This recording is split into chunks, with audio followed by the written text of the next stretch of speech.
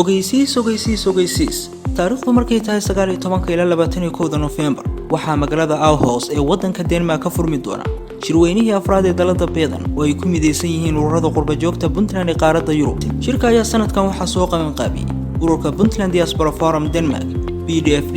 shirkan waxaa ka soo qayb galaya jaaliyadaha Puntland ee kala ah jaaliyada Ireland, Finland, Sweden, Norway, Denmark, Holland, Austria, France, UK iyo jaaliyada Jarmalka. shirkan ayaa ka duwan shirarkii hore ee dalada Beedan waxaana shirka fursad la siin doona dhalinyarada aqoonta leh si wadankooda aqoonta ay barteen ugu faa'iideyn lahaayeen.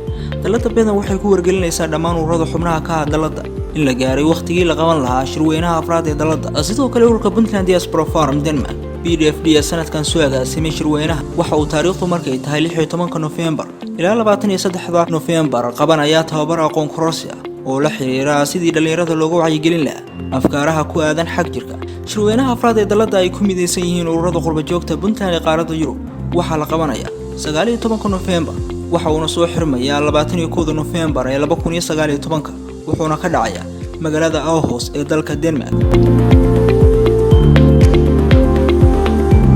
haddaba wixii macluumaad ah iyo faahfaahin dheeri ah oo la xiriira shirweynaha kala xiriir lambarada shaashada kaaga muuqda.